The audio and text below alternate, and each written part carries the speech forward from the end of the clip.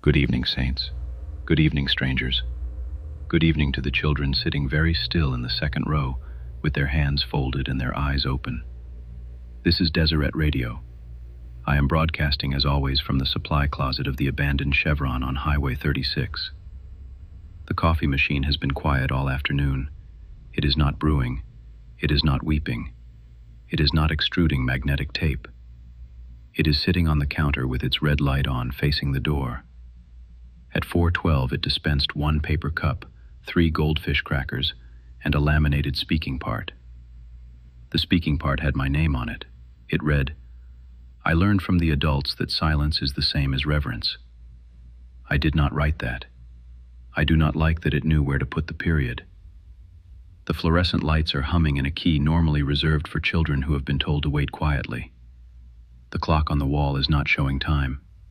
It is showing a chapel seating chart. Every pew is filled. Every seat has a name. Some of the names belong to children in our ward.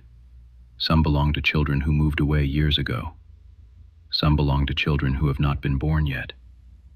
One seat, in the second row, is labeled Child Reserved. It is empty. The time is currently 13 minutes before the opening song. The opening song has already started. Tonight's broadcast is brought to you by the part your child memorized without bringing the paper home. You did not see the paper. You did not sign the permission slip. You did not help them practice in the minivan. Nevertheless, they know every word. This should comfort you. It should not comfort you very much. Listeners, the primary program has begun. This is unusual because it is Tuesday. It is also unusual because the primary program was not scheduled, approved, announced, planned, outlined, delegated, coordinated, rehearsed, prayed over in a presidency meeting, or frantically assembled at midnight over a kitchen table while someone whispered, "We should have started this in September." Sister Madsen, the primary president, says she had not begun planning this year's program. She had only begun thinking about feeling guilty for not planning it, which is the first official stage of planning.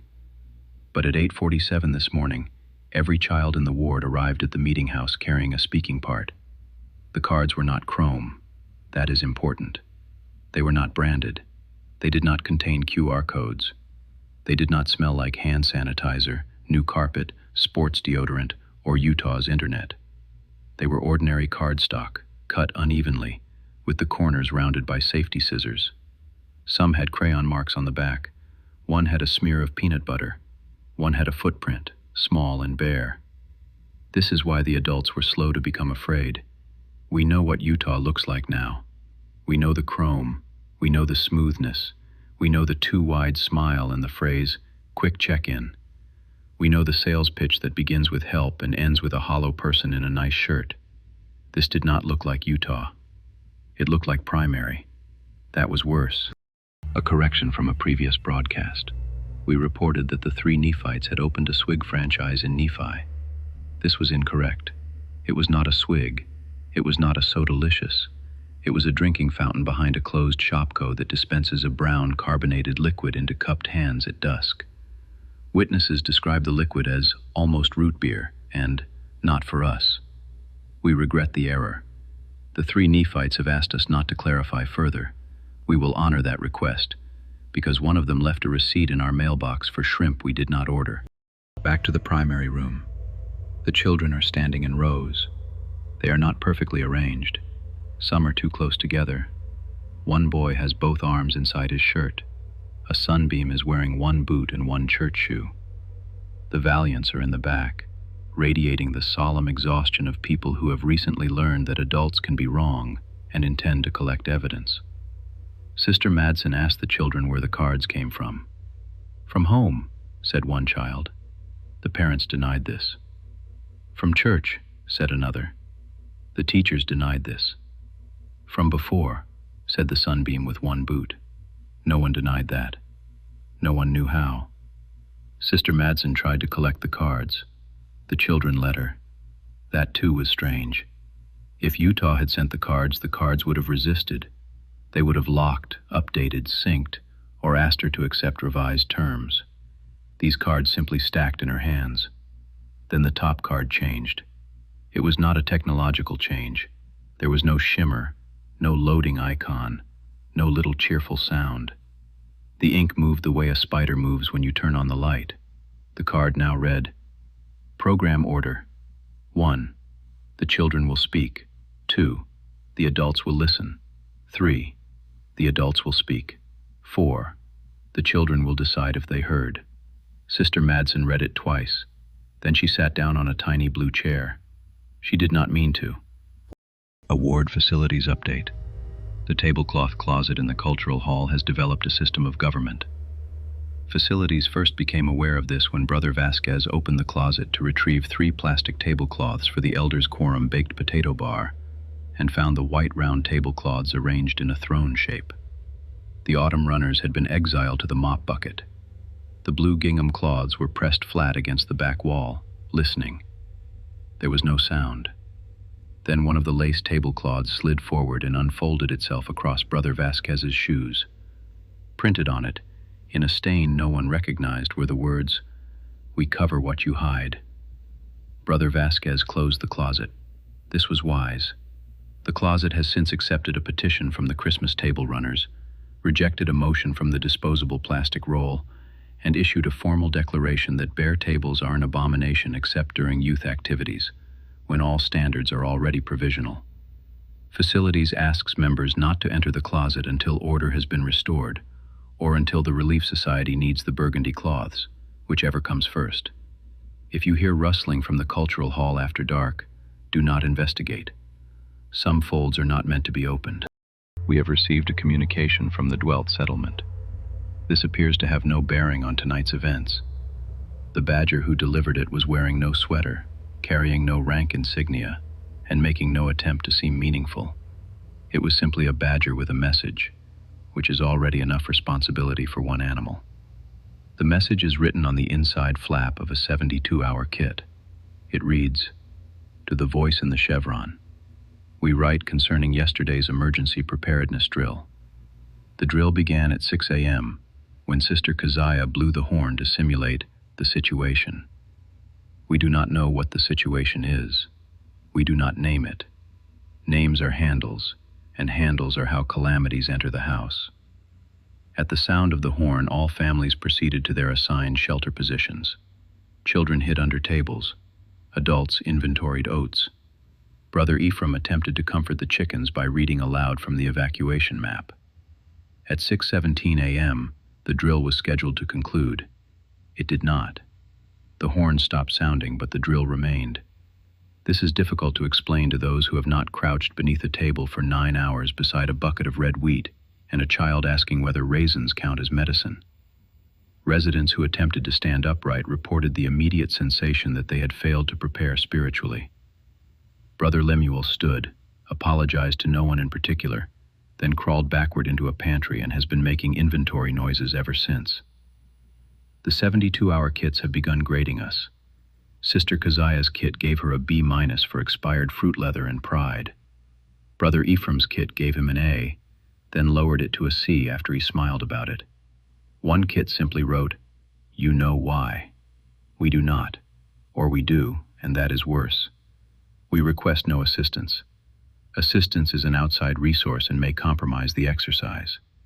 If any of your listeners hear a horn that is not sounding, they should remain calm, check their flashlight batteries, and avoid making eye contact with the powdered milk. May your emergency contact remember your name. End communication. The badger accepted 3 dried apricots, inspected our emergency exits, and left by a way we did not know was available. Wise creature. The adults assumed the primary program was another attack. That is understandable. After enough kiosks, apps, supplements, slogans, Utah wellness packets, Utah leadership frameworks, Utah family dashboards, and Utah men named Kyle explaining wonder until it collapses from shame, you begin to suspect everything. Bishop Rawlings checked the pulpit for chrome. None. The ward clerk checked the directory for unauthorized callings. There was one. But it was not assistant primary program coordinator. It was not coordinator of anything. It was not a calling with a dashboard, a lanyard, or an onboarding module. The calling was adult primary class member. The person assigned was Brother Chase. Chase found this insulting. "I'm not a child," he said. No one responded. That was probably for the best. The calling had no date extended, no date sustained, and no releasing authority listed. Under "set apart by," the record said, "the small chairs." Chase tried to delete the entry. The clerk's computer displayed an error message. "Please sit where you can learn." At 10:12, Chase entered the primary room carrying his phone, a notebook, and the confidence of a person who believes he is there to help. The children pointed to a chair. It was very small. Chase sat. His knees made a shape I do not recommend. And now, a word from our sponsor. Reverence Gummies. Are your children moving during sacrament meeting? Are they asking questions during quiet moments? Are they using the hymn book as shelter for small plastic animals during an imagined flood? Try Reverence Gummies from Utah Wellness Solutions, now with 40% less agency. One gummy before church may produce folded arms, lowered voices, sustained eye contact with the speaker, and a willingness to wear shoes without negotiation.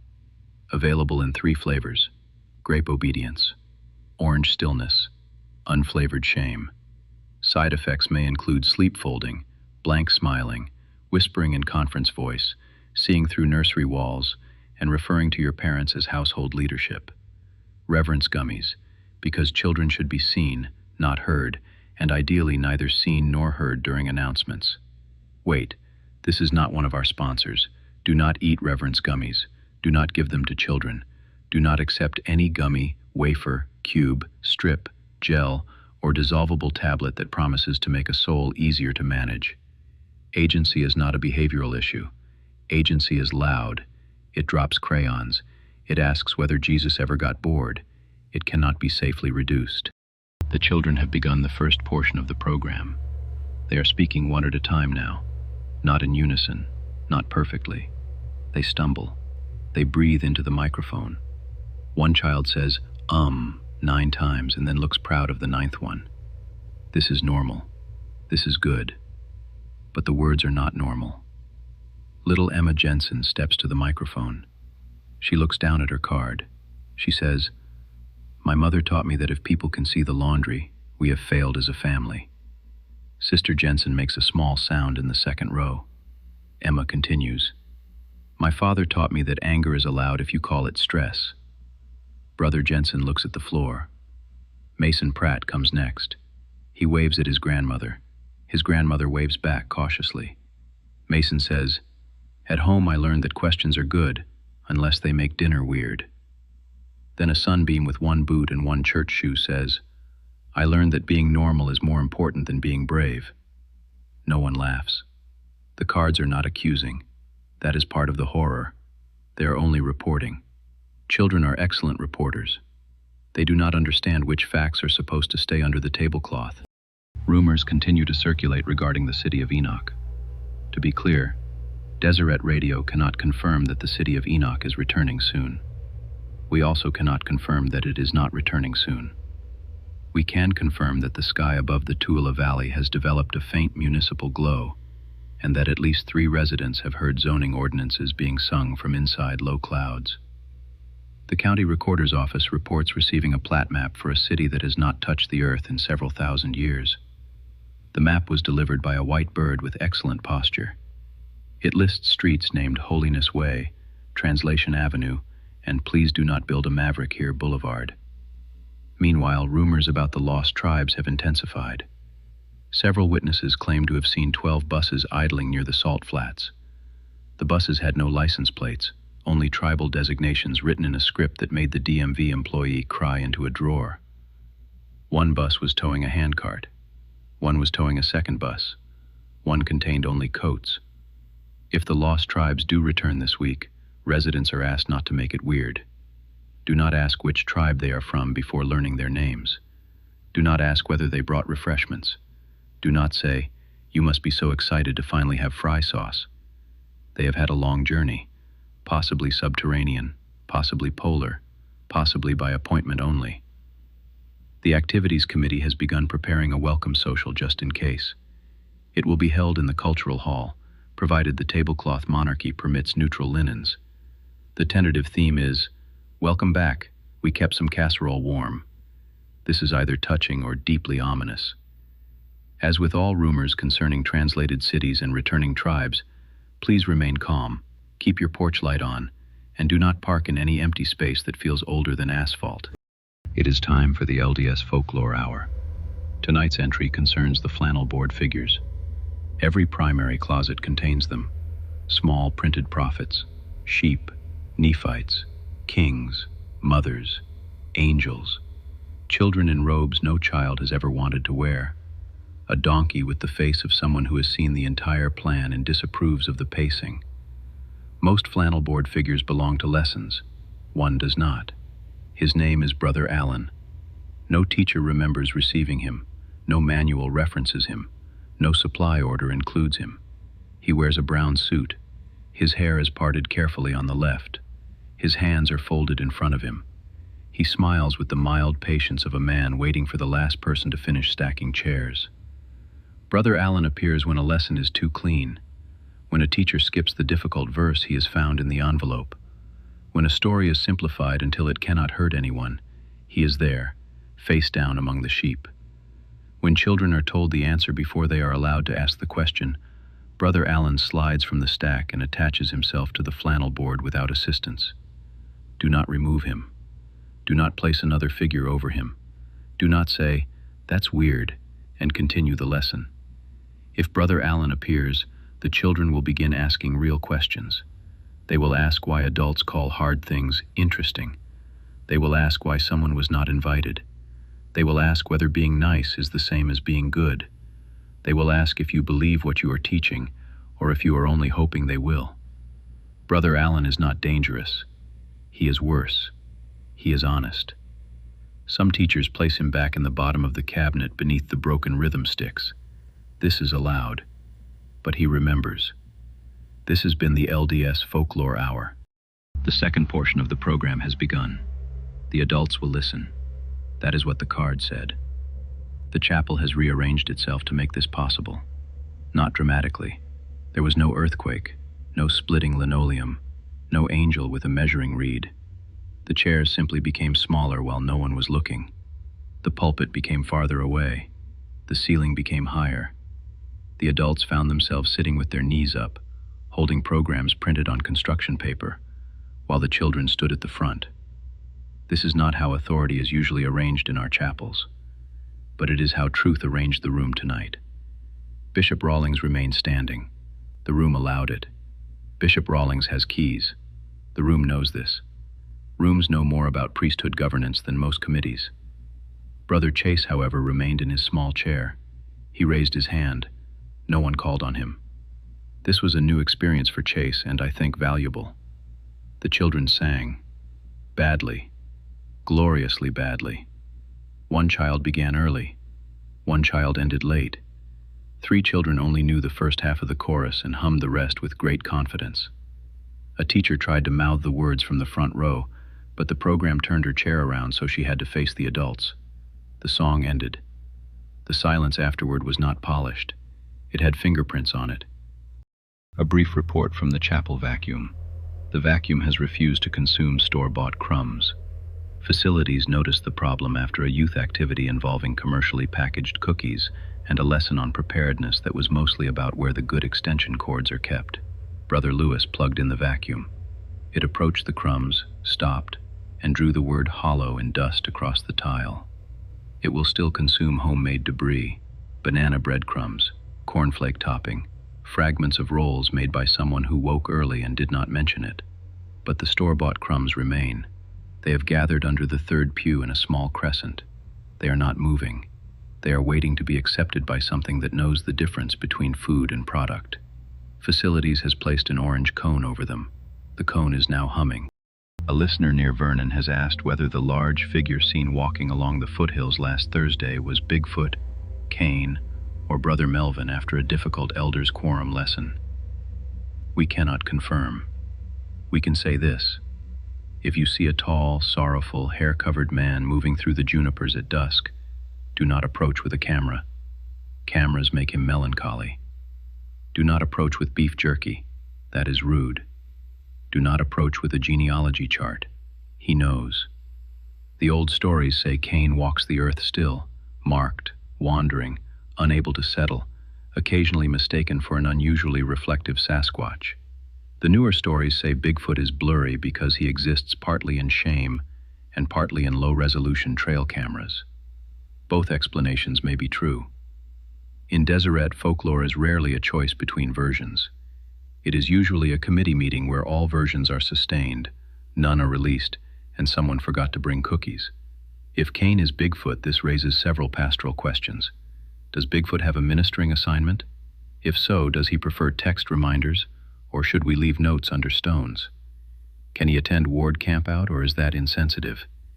If he steals your cooler, is it theft, or merely a continuation of mankind's first unresolved family conflict? The DIA advises residents not to engage. The Relief Society advises leaving a plate by the tree line. The young men advise trying to get footage. Do not follow the young men. If a large shape knocks on your window tonight and asks for Abel, do not correct him. Do not invite him in. Do not say, "We have a great bishop you could talk to."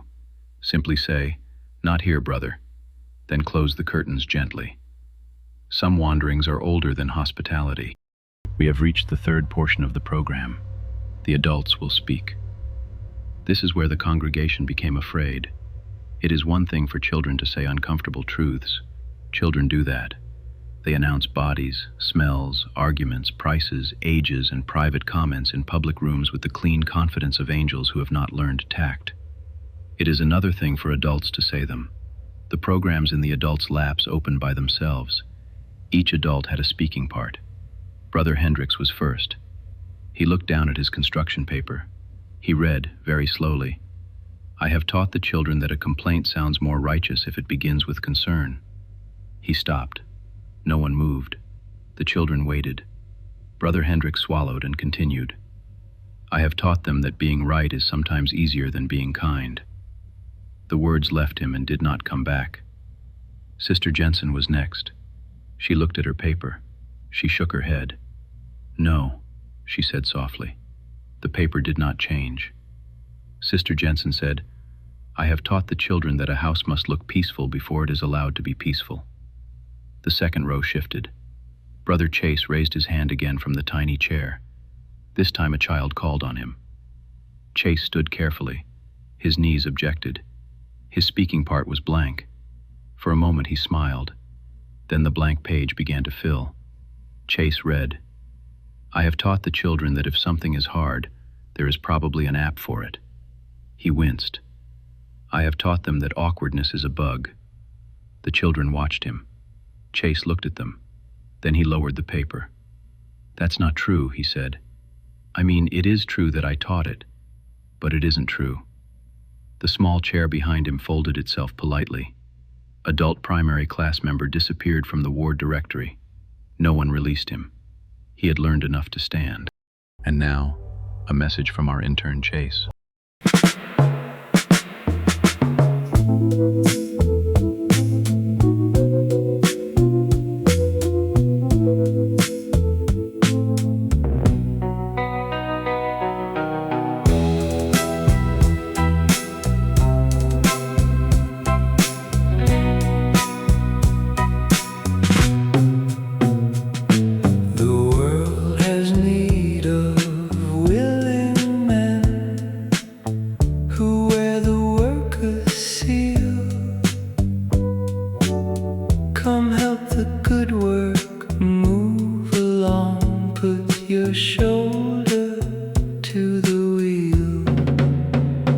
Put your shoulder to the wheel, push along. Do your duty with a heart full of song. We all have work, let no one shirk. Put your shoulder to the wheel. The church has need of helping hands and hearts that know and feel.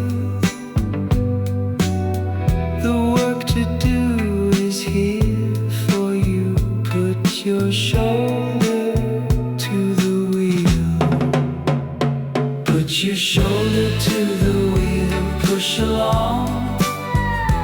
Do your duty with a heart full of song. We all have work, let no one shirk. Put your shoulder to the wheel.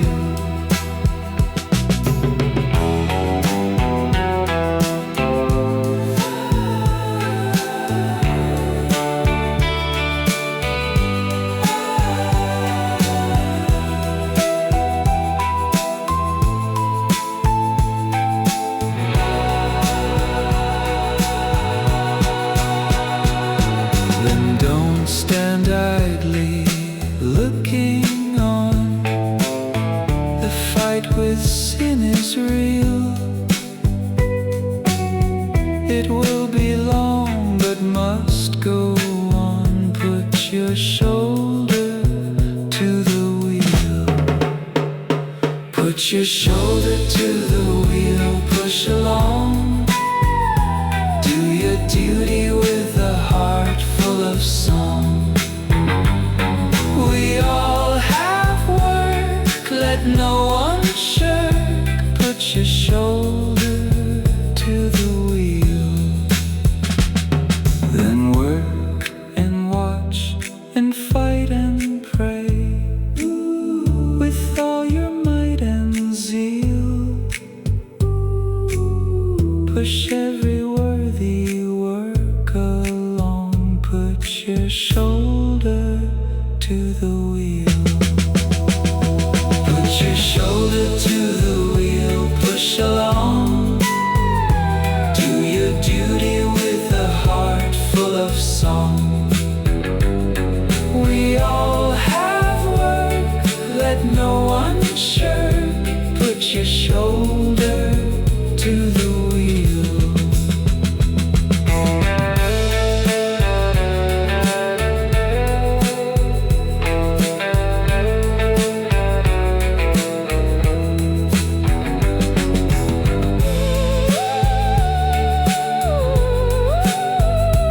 Put your shoulder to the wheel.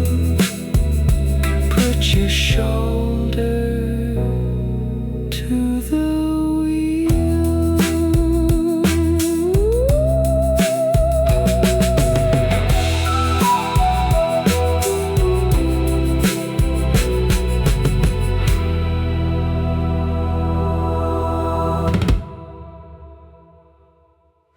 We are back. During the music, the primary program reached its final section. The children will decide if they heard. There are sentences in church life that sound harmless until they are spoken by children. This was one of them. The children moved down from the stand and stood in the aisles, not surrounding the adults, not threatening them, simply standing close enough that every adult could see a face. Little Emma stood before her parents. Mason stood before Brother Pratt and his grandmother. The sunbeam with one boot stood in the center aisle, facing no one and everyone. The children did not ask for apologies. They did not ask for promises.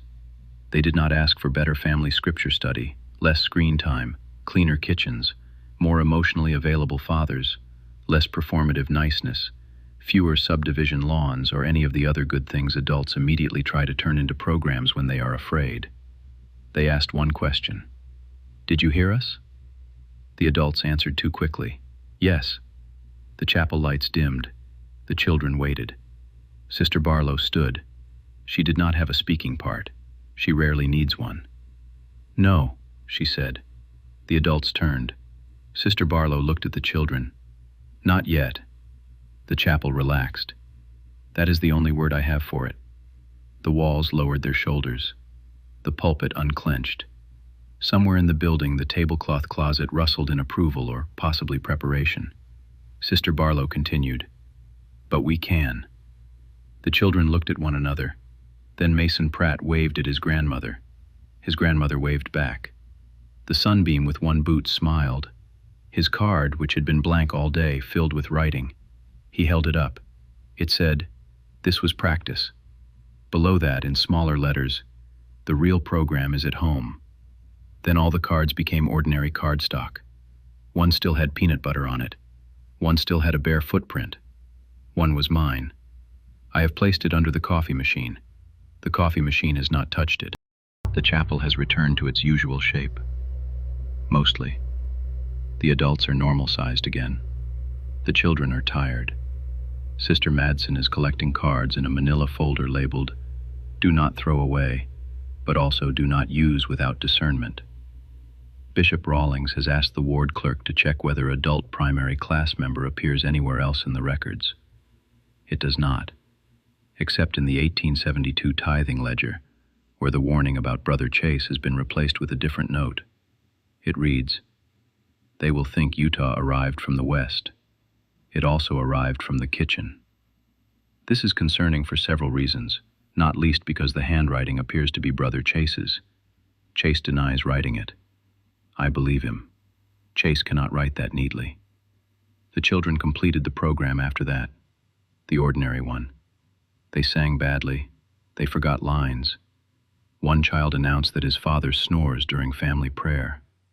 One child bore testimony of worms, and then clarified that worms are like tiny pioneers for dirt. No one knew what to do with that, so they let it stand. That was wise. The seat labeled "Child Reserved" remained empty. No one sat there. No one removed the label. After the closing prayer, the label was gone. The chair was still warm. A final thought for tonight. We have spent this season watching Utah approach. We have watched the border move. We have watched chrome buildings rise. We have watched smiling men offer convenience, smoothness, niceness, polish, relief. We have learned to identify the enemy by its shine. Tonight, there was no shine. There was crayon. There was peanut butter. There was a child standing at a microphone, calmly reporting the world we had made for him. That is harder to fight. Maybe Utah is not only a place pressing against our borders. Maybe it is also a lesson we teach when we say, "Do not make this awkward." Maybe it is in the family photo taken after everyone has been crying, but before anyone is allowed to leave. Maybe it is in the clean counter, the perfect lawn, the sentence "We're fine," the softened truth, the worry that the neighbors will think we are strange. The children do not need us to look polished. They need us to be converted. They need us to be brave enough to be unfinished in front of them. Tonight they gave the program. We were the class. We did not pass. Not yet. But Sister Barlow is right. We can hear. Stay peculiar, Deseret. Stay teachable. Stay strange enough that your children know they do not have to become Utah to survive you. Good night, saints. Good night, strangers. Good night to the children who spoke. Good night to the adults who heard.